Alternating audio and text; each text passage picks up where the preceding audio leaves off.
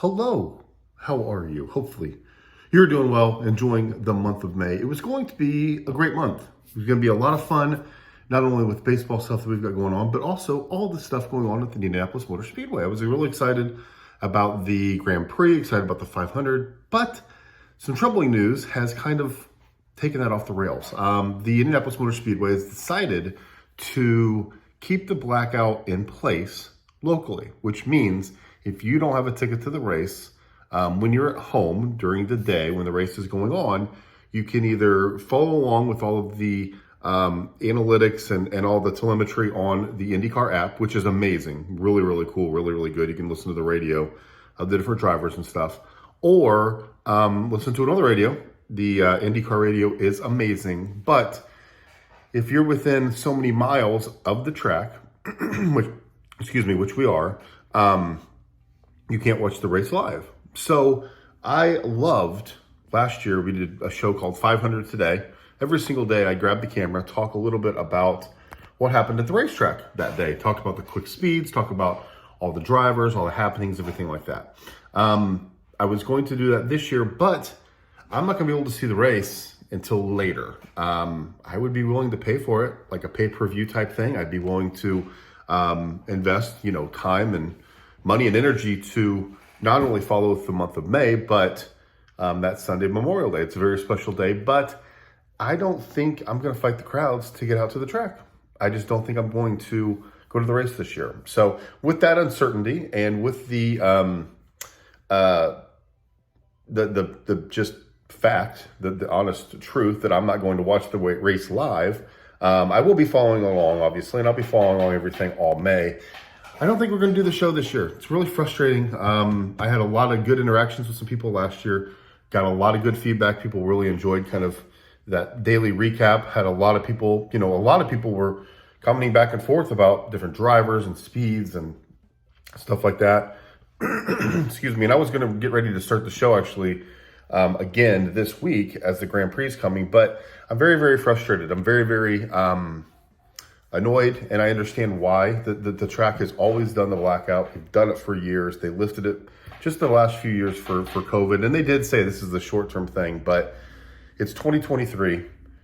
Why don't we have the opportunity to purchase the race? Why do we have to watch it on tape delay or just not be able to watch it live? What I did last year, honestly, is I had it live on our TV, and I followed the telemetry on my iPad, on the app. It was awesome. It was a great experience, but unfortunately this year won't be able to. And we are,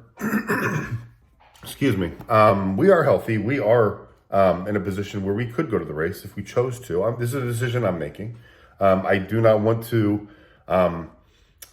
deal with the amount of people, the traffic, all that stuff. That's a me decision. But I still would give the Speedway money if I can watch the race. So it's very, very frustrating that you can't do that. The blackout is the only thing in sports that I know of that has a blackout.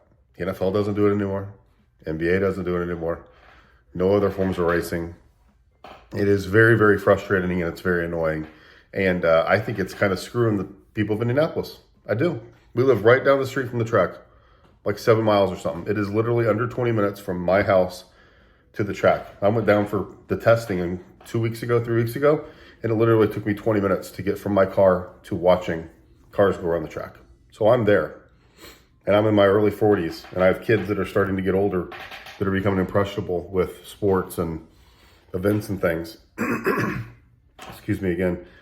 They don't want anything. They're interested in the race, but they're not begging to go. So the opportunity to sit at home and have a cookout and watch the race with them would have been really cool. Would have been a nice family moment. But instead, we just won't even really talk about it as a family. We'll talk about the winner. We'll talk about a little bit of qualifications, but it's not even going to hit their radar. So I think this is a terribly missed opportunity. I think this is a very, very big shame and a very, very I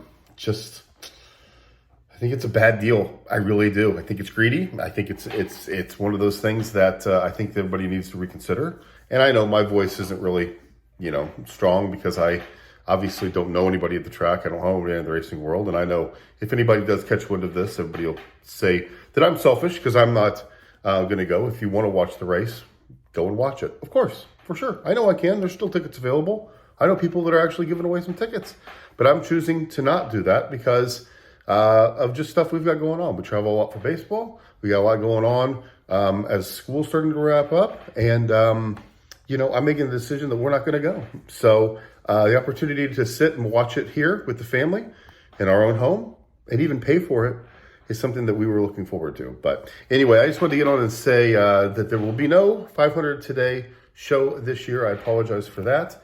We may talk about the race, obviously, as we're going through and getting closer, because it is still the biggest event in the world in Indianapolis, and I love it dearly. But this is very, very frustrating, and we'll see. We'll see what happens for next year. So thanks for everyone for tuning in last year to the 500 Today show, and hopefully some things change, and we'll be back next year. Thank you so much for tuning in.